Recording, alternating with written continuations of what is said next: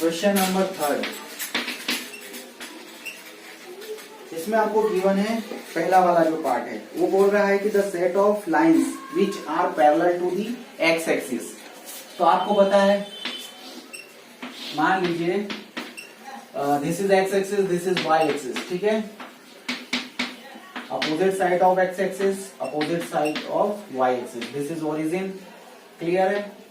तो वो बोल रहा है क्या कि set of lines which are parallel to the x axis, जो एक्स एक्सिस है ना ये वाला, हॉरिजॉन्टल एक्सिस भी इसको बोलते हैं, इसके पैरेलल लाइंस कितनी होगी उसका सेट लेना है। तो आपको पता है इसके parallel line infinitely many lines बन सकती है। कितनी बन सकती है? इनफाइनाइटली मेनी लाइंस बन सकती है इसके पैरेलल, एक्स एक्सिस के पैरेलल इनफाइनाइटली मेनी लाइंस, ठीक है। तो ये वाला सेट क्या बनेगा बता सकते हो? तो जो फर्स्ट का आंसर आएगा आपका वो क्या आएगा? Infinite set. ध्यान रखेंगे, infinite set, because lines parallel to the x axis are infinite. ध्यान रखना, अनकाउंटेबल, जिनको आप काउंट नहीं कर सकते, बहुत सारी लाइंस बनेगी। ये तो बहुत दूर दूर में नहीं बनेगी, इसके पास पास बहुत सारी लाइंस बनती जाएगी, यानी कि इनफाइनाइटली मेनी लाइंस यहाँ पे आपके पास बनेगी, ठीक है। तो इस टाइप का सेट क्या बनेगा आपका? इनफाइनाइट सेट बनेगा, ठीक है, ध्यान रखेंगे। Second, set of letters in the English alphabet, मतलब ऐसा सेट लेना है, इंग्लिश अल्फाबेट जो होते हैं एबीसीडी एक्स वाई जेड तक, उनका आपको सेट बनाना है। तो आपको पता है कि नंबर ऑफ अल्फाबेट्स कितने हैं? 26 है। 26 का सेट बनाओगे तो आपके पास काउंटेबल ही आएगा ये, यानी कि हर एक एलिमेंट को काउंट कर रहे हो आप यहाँ पे। तो यहाँ पे जो सेट बनेगा वो क्या बनेगा? फाइनाइट सेट बनेगा, क्योंकि आपको पता है नंबर ऑफ एलिमेंट क्या है? काउंटेबल है, ठीक है, या फाइनाइट है। तो ये वाला जो बनेगा, सेकेंड का जो आंसर आएगा आपका वो क्या रहेगा? Finite set. क्लियर है? ये जो रहेगा आपका फाइनाइट सेट रहेगा, ठीक है। Now next third part, question number 3 का थर्ड पार्ट देखेंगे। डेफिनेशन यदि आपने पढ़ी होगी, वो प्रीवियस लेक्चर आप देख लेंगे जिसमें सभी सेट्स को डिफाइन किया है हमने, जिससे कि आप बता पाएंगे कि कौन सा सेट फाइनाइट है और कौन सा सेट इनफाइनाइट है। नाउ क्वेश्चन नंबर 3 का third part, the set of numbers which are multiple of 5। ध्यान रखना कि ऐसे नंबर्स का सेट लेना है जो 5 के मल्टीपल हो। तो 5 के मल्टीपल क्या होते हैं? ध्यान रखेंगे, 5 का मल्टीपल एक तो 5 होता है, ऐसा सेट अपन को बनाना है। एक तो 5 10 होता है, 15 होता है, 20 होता है, 25 होगा। इस टाइप से कितने होंगे? इनफाइनाइटली मेनी मल्टीपल्स ऑफ 5 होंगे। ध्यान रखना, तो मल्टीपल ऑफ 5 कितने होते हैं? इनफाइनाइट होते हैं, ठीक है, अनकाउंटेबल होंगे। यहाँ पे ये चेन चलती जाएगी, ध्यान रखना। तो इसका आंसर क्या होगा? ध्यान रखेंगे, ये सेट किस टाइप का है जिसको आप काउंट ही नहीं कर पाओगे कितने मल्टीपल हैं इसके। वो तो हर एक नंबर के मल्टीपल क्या होते हैं? इनफाइनाइट ही होंगे। ध्यान रखना, इनफाइनाइट मल्टीपल चलते रहते हैं, इसलिए ये भी सेट क्या होगा? इनफाइनाइट होगा। ध्यान रखेंगे, ये सेट भी क्या होगा आपका? इनफाइनाइट होगा। नाउ नेक्स्ट क्वेश्चन देखेंगे, ठीक है। मल्टीपल ऑफ 5 तो आपको क्लियर हो जाओ, क्योंकि मल्टीपल तो बस मल्टीप्लाई, इसका मल्टीप्लाई चल रहा है, इसका क्या है? मल्टीपल चल रहा है। इसमें नेचुरल नंबर्स का मल्टीप्लीकेशन चल रहा है, हर एक नेचुरल नंबर का मल्टीप्लाई करते जाओगे, हर एक आपको मल्टीप्लाई मिलता जाएगा।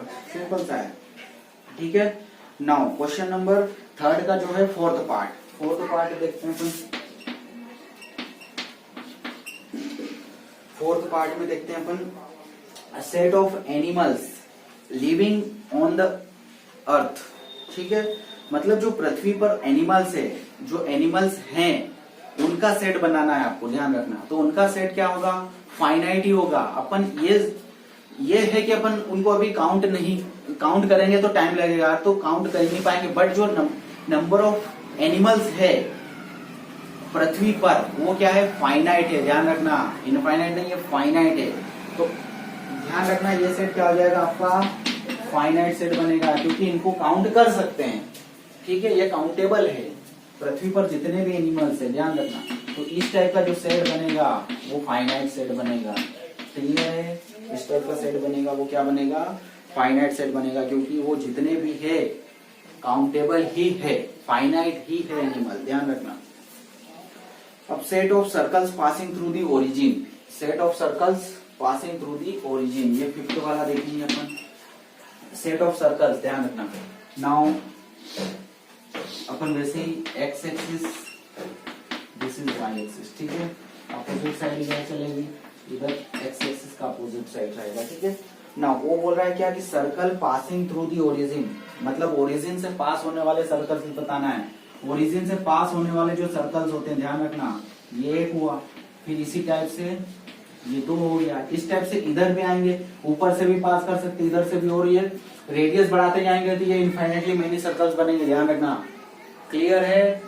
तो ऐसे जो सर्कल्स होते हैं जो ओरिजिन से पास होंगे, ध्यान रखना ओरिजिन को टच करना चाहिए, उस सर्कल ने क्या करना चाहिए, ओरिजिन को टच करना चाहिए, ओरिजिन से पास होना चाहिए। तो ये वाले सर्कल्स जो बनेंगे, इधर भी बनेंगे, इधर भी बनेंगे, इधर भी बनेंगे और इधर भी बनेंगे, और रेडियस बढ़ाते जाओगे तो इनफाइनाइटली मेनी सर्कल्स आपको यहाँ पे मिलेंगे। यानी कि ये जो सेट बनेगा क्या बनेगा, इनफाइनाइट सेट बनेगा। क्या बनेगा, इनफाइनाइट सेट बनेगा, ध्यान रखेंगे स्टूडेंट्स, ठीक है। अब बात करते हैं क्वेश्चन नंबर 4 की, ठीक है। Pause the video to be noted down, देख लेंगे क्या क्या आंसर्स हैं आपके क्वेश्चन नंबर 3 के। अब बात करते हैं क्वेश्चन नंबर 4 की। क्वेश्चन नंबर 4 की बात करते हैं, उसमें भी आपको पार्ट्स में गिवन है क्वेश्चन, ठीक है।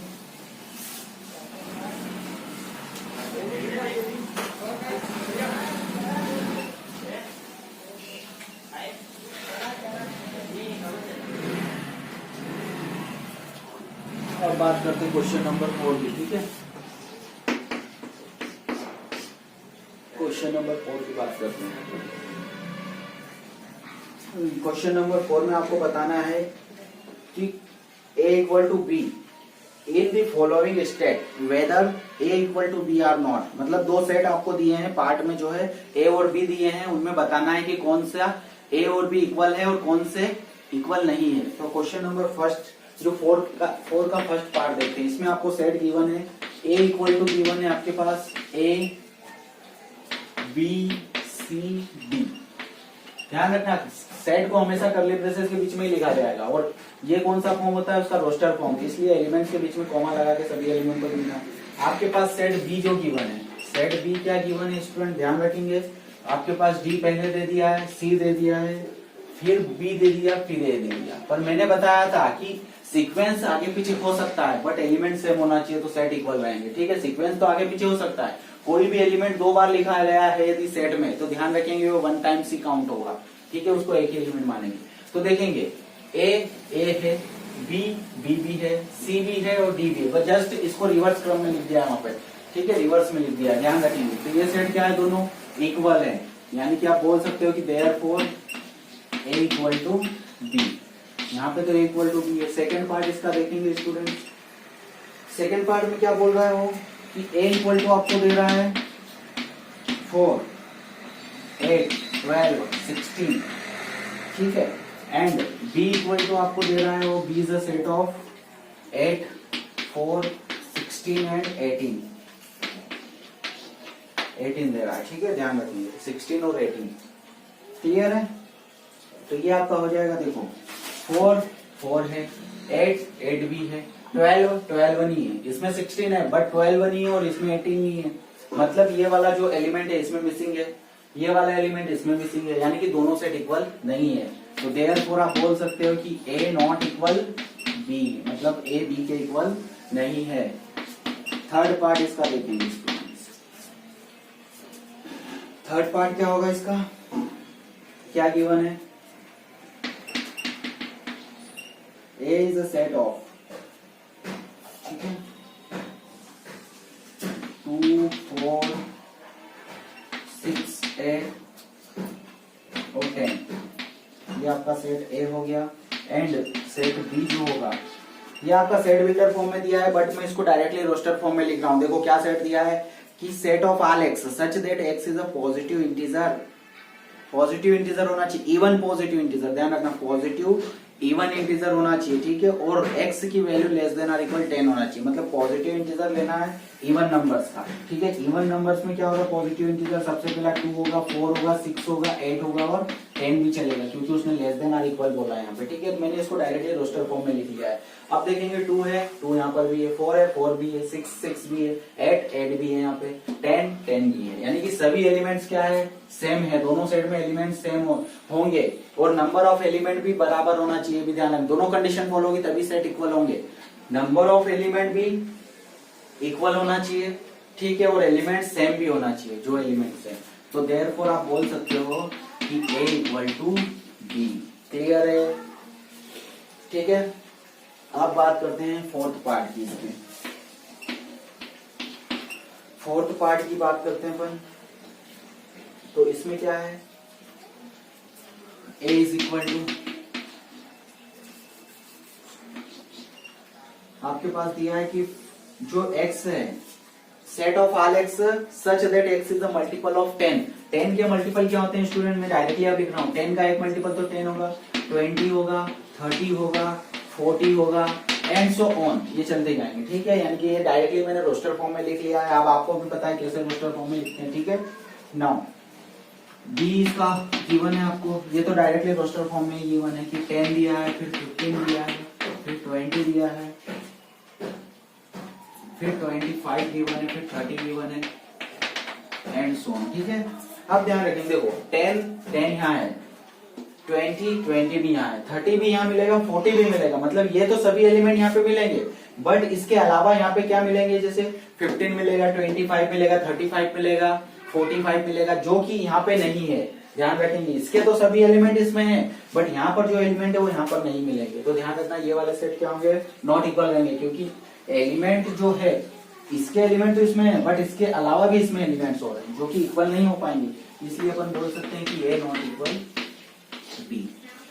क्लियर है? ठीक है, इसको नोट करेंगे। अब क्वेश्चन नंबर 5 पे बात करते हैं अपन। ठीक है, इसको जल्दी से आप नोट कर लीजिए। Pause the video to be noted down. ठीक है, अब देखते हैं क्वेश्चन नंबर 5 वाला। क्वेश्चन नंबर 5 देखेंगे।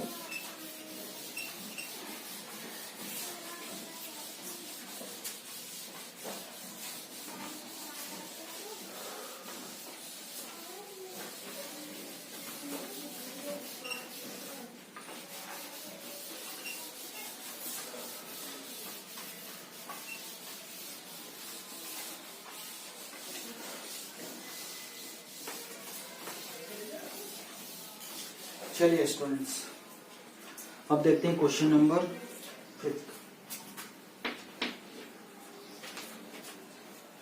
देखिए क्या बताना है आपको। Are the following pair of sets are equal given region. अपन को बताना है कि यहाँ पे दो सेट्स आपको गिवन है, उनमें से इक्वल कौन कौन से हैं और कौन से नहीं है। फर्स्ट पार्ट में ए और बी दिया है, उसमें बताना है कि इक्वल है या नहीं है। सेकंड में दिया है आपको ए और बी दिया है, बट वो रोस्टर फॉर्म में दिया है। ठीक है, दोनों, और फर्स्ट वाले में एक रोस्टर फॉर्म में और एक सेट बिल्डर फॉर्म में, और इसमें जो सेकंड वाला है उसमें सेट बिल्डर फॉर्म में दोनों दिए। ठीक है, तो ध्यान रखेंगे फर्स्ट वाला पार्ट इसमें। ठीक है, तो जल्दी से लिख लेते हैं अपन। ए 2 और 3 दो एलिमेंट गिवन है आपको, एंड जो बी गिवन है वो बी क्या गिवन है, ध्यान रखेंगे। मैं इसको डायरेक्टली रोस्टर फॉर्म में लिख लेता हूं ना। उसने बोला है कि x such that x is a solution of equation x² + 5x + 6 is equal to 0। तो देखिए स्टूडेंट, इसको सॉल्व कर लेते हैं कि x² + 5x + 6 is equal to 0। इसके रूट निकालो और यहाँ पे लिख दो, डायरेक्टली हो जाएगा ये इसका सॉल्यूशन। ठीक है, उसने क्योंकि उसने बोला ये x is the solution of equation x² + 5x + 6 is equal to 0। यानी कि इसके क्या हो जाएंगे, देखो x², इसको ऐसे पार्ट में डिवाइड करो, इसको ऐसे पार्ट में तोड़ना है अपन को कि इनका मल्टीप्लाई करें, और वो जो आएगा इनका मल्टीप्लाई करने पर भी वही आना चाहिए। ठीक है, तो इसको मैं लिख सकता हूँ 2x + 3x 6x² आ जाएगा, और एड या सब्ट्रैक्ट